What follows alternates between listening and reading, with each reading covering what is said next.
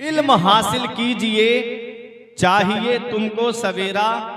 इल्म हासिल कीजिए, कान भी हैं आंख भी है पर बिना इल्मो हुनर।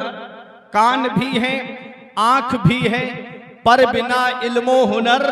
आदमी है अंधा बहिरा, इल्म हासिल कीजिए। वाह लो जान बेचकर जो इल्मो हुनर मिले, जिससे मिले जहां भी मिले जिस कदर मिले।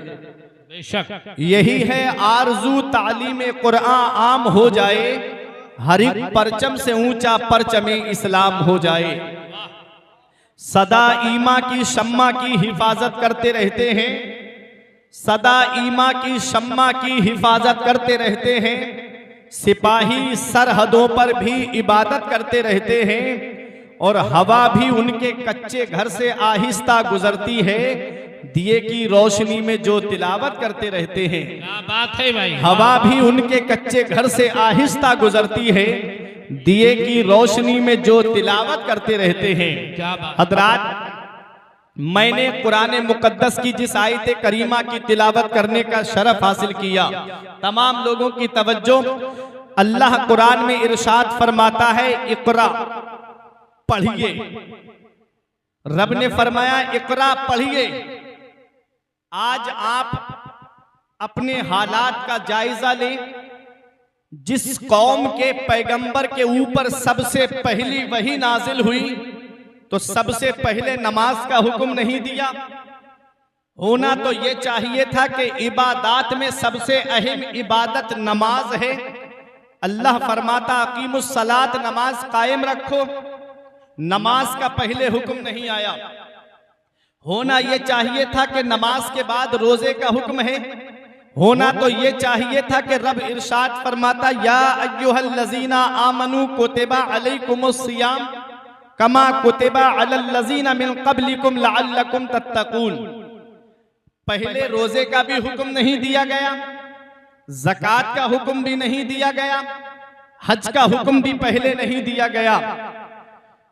सबसे पहले जो हुक्म आता है, इक़रा पढ़िए।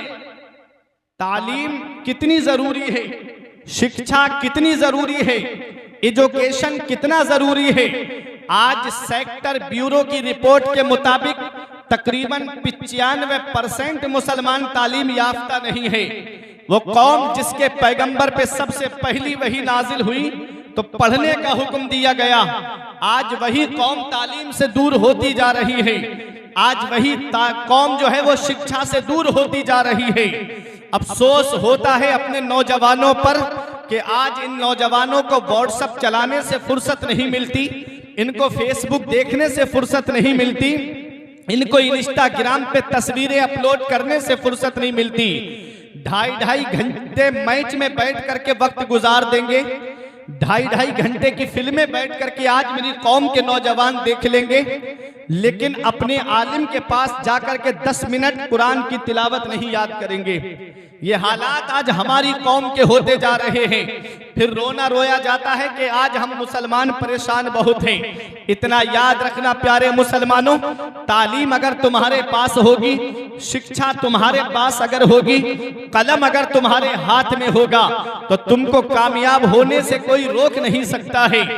कलम अगर तुम्हारे हाथ में है, तालीम अगर तुम्हारे पास में है, तो तुम्हें कामयाबी का सेहरा चूमने से कोई रोक नहीं सकता।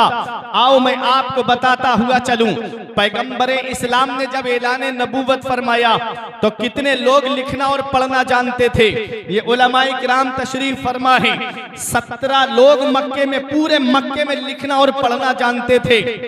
मेरे आका ने जब मक्के से हिजरत करके मदीना तशरीफ लाए, मेरे आका हुजूर सल्लल्लाहु ताला अलैहि वसल्लम कि जैसा पैगंबर कोई दिखाओ। मेरे आका की शान तो जरा देखो। जंगे बदर में जो कैदी गिरफ्तार हुए, तुम नबी ने इरशाद फरमाया उनसे कि तुम में जो लिखना और पढ़ना जानता है, अगर मेरे 10-10 जानिसारों को लिखना पढ़ना सिखा दे तो मैं उसे आजाद कर दूंगा। ये मेरे आका की शान है। और तारीख बताती है पैगंबर ने कैसे तालीम को आम किया, पैगंबर इस्लाम ने कैसे कलम सहाबाए किराम के हाथ में अता फरमाया। तारीख उठा करके आप देखिए, जब आका इस दुनिया जाहिरी से तशरीफ ले गए, अरे जब ऐलान नबुव्वत फरमाया तो सिर्फ 17 लोग लिखना और पढ़ना जानते थे, और जब आका इस दुनिया जाहिरी से तशरीफ ले जा रहे हैं तो तकरीबन 1.25 लाख के हाथ में कलम था, 1.25 लाख तालीम याफ्ता थे। हजरत अबू बकर सिद्दीक के दौर से लेकर के हजरत अली शेर खुदा के दौर तक, मौला अली शेर खुदा के दौर तक, न मर्दों में कोई मर्द अनपढ़ था और न औरतों में कोई औरत अनपढ़ थी। जहां मर्द अपने वक्त के मुफ्ती थे, वहीं औरतें अपने घरों के अंदर अपनी वक्त की मुफ्तियां थी। अल्लाह अकबर। इस तरह से अपने बच्चों की तरबियत की है, इस तरह से अपने बच्चों को तालीम के रास्ते पे लाया गया है। और 1200 साल तक मुसलमानों के सर पे जो कामयाबी का सेहरा रहा, उसकी वजह यही है कि हम तालीम से जुड़े रहे, हम शिक्षा से जुड़े रहे, हम एजुकेशन से जुड़े रहे। 1200 साल तक कामयाबी का सेहरा हमारे सर पे रहा, लेकिन हुआ क्या? आज कुरान की तालीम से हम दूर हो गए। आज हम अपने बच्चों को कुरान पढ़ने के लिए मदरसा नहीं भेजते, इल्ला माशाअल्लाह जो लोग हैं वो मदरसा भेजते हैं। लेकिन आप देख लो, अमीरों के बच्चे मदरसे में पढ़ते हुए नहीं मिलेंगे, गरीबों के बच्चे मदरसे में आपको पढ़ते हुए मिलेंगे।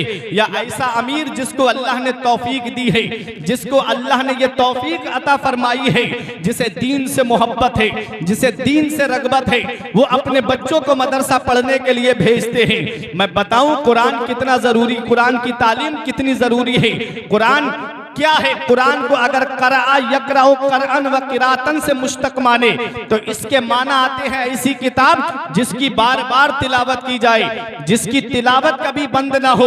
अब दुनिया के अंदर सारी किताबें आप देख लीजिएगा, कोई किताब इतनी नहीं पढ़ी जाती है जितना कुरान पाक पढ़ा जाता है। जितनी कुरान की तिलावत होती है, इतनी दुनिया में किसी किताब को नहीं पढ़ा जाता है। आज तारीख उठा करके देखिए, 5 वक्त की नमाज में कुरान पढ़ा जाता है। घर नया बने, कुरान खानी हो तब कुरान पढ़ा जाता है। कोई नई गाड़ी खरीद के लाए, बरकत के लिए कुरान पढ़वाता है। आज अगर कोई नई दुकान रखे तो बरकत के लिए कुरान पढ़वाता है। वो कुरान, जितना कुरान पढ़ा जाता है, इतनी दुनिया में कोई किताब नहीं पढ़ी जाती है। अगर कुरान को करा यकरा करअन व किरातन से मुश्तक माने तो इसके माना आते हैं ऐसी किताब जिसकी बार बार तिलावत की जाए, जिसकी तिलावत कभी बंद ना हो। और अगर कुरान को करा यकरा करनन से मुश्तक माने तो इसके माना आते हैं मिलाने वाली।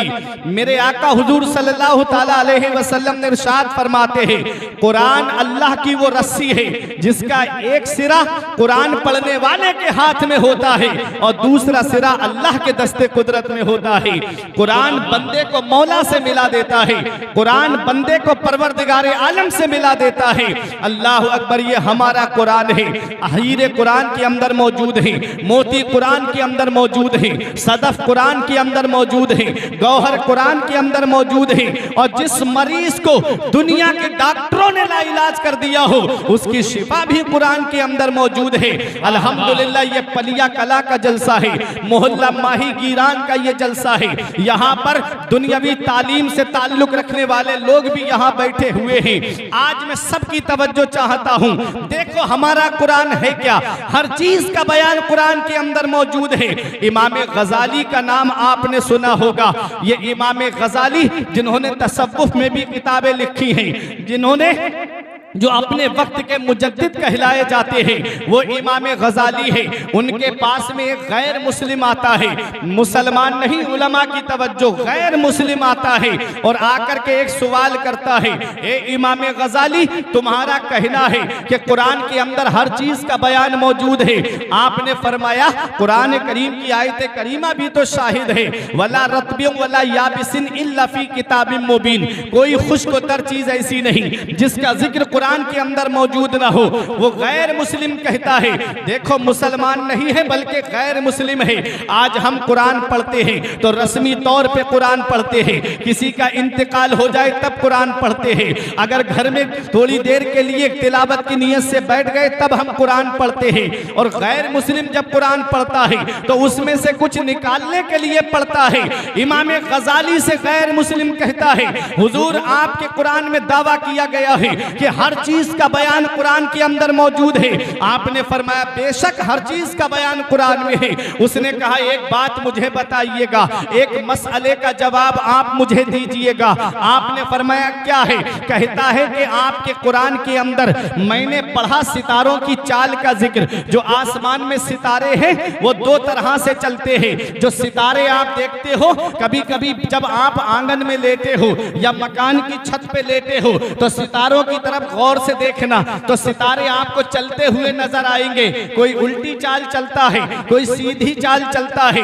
ये सितारे दो तरह से आसमान में चलते हैं, एक उल्टी चाल चलते हैं, दूसरे सीधी चाल चलते हैं। एक पॉजिटिव अंदाज में चलते हैं, दूसरे नेगेटिव अंदाज में चलते हैं। एक मुस्बत चाल चलते हैं, दूसरे मनफी चाल चलते हैं। एक सीधी चाल चलते हैं, एक उल्टी चाल चलते हैं। इमाम गजाली से गैर मुस्लिम कहता है, हुजूर जरा ये तो बताइए, आपके कुरान में हर चीज का बयान जब मौजूद है तो मैंने सितारों को की चाल का जिक्र कुरान में पढ़ा है तो मुझे सीधी चाल का जिक्र मिला है, उल्टी चाल का जिक्र नहीं मिला है। इमाम गजाली हैरत से उसका चेहरा देखते हैं। ये गैर मुस्लिम है और कुरान की इतनी गहराई की बात कर रहा है कि सितारों की चाल का जिक्र इसने कुरान के अंदर ढूंढ लिया है। आपने फरमाया कौन सी सूरत में तूने पढ़ा, कौन सी आयत में तूने पढ़ा?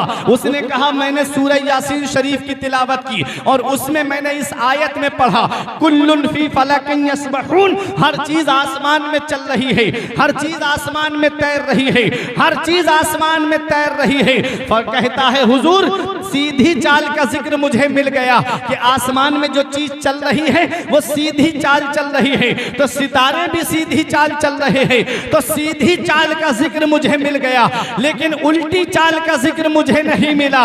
इमाम गजाली मुस्कुरा के फरमाते हैं कि अगर थोड़ा और गौर कर लेता तो तुझे उल्टी चाल का भी जिक्र मिल जाता। उसने कहा हुजूर आप मुझे समझाइए। अब इन उलमा हुफ्फाज की तवज्जो चाहता हूं, ये सब अपनी दुआओं से मुझे नवाजेंगे। अब एक इल्मी बात करने जा रहा हूं। कौन सी आयत से सितारों की चाल का जिक्र मिला? कुल्लुन फी फलक। हर चीज आसमान में तैर रही है, हर चीज आसमान में है। कुल्लुन फी फलक, कुल्लुन फी फलक। कुल्लुन में पहला हर्फ काफ है, दूसरा हर्फ लाम है, मिला के हुआ कुल। अब फी में पहला हर्फ फा है, दूसरा हर्फ या है, मिला के हो गया फी, कुल्लुन फी। अब फलक में पहला हर्फ फा है, दूसरा हर्फ लाम है, तीसरा हर्फ काफ है, मिला के हो गया फलक, कुल्लुन फी फलक। अब इस फलक कुल्लुन फी फलक को उल्टा करके पढ़िएगा। देखो इमाम गजाली का इल्म देखो, फलक में आखिरी हर्फ काफ है और बीच वाला हर्फ लाम है, मिला के हो गया कुल। अब फलक का बचा फा और फी का बचा या, मिला के हो गया फी, हो गया कुल्लुन फी।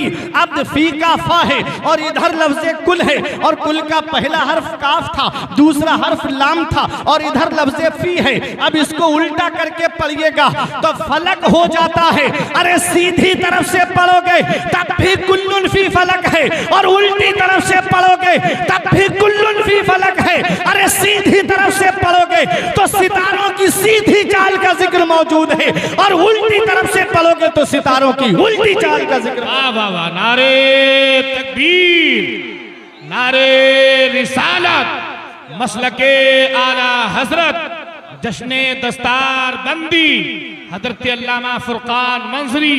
वाह।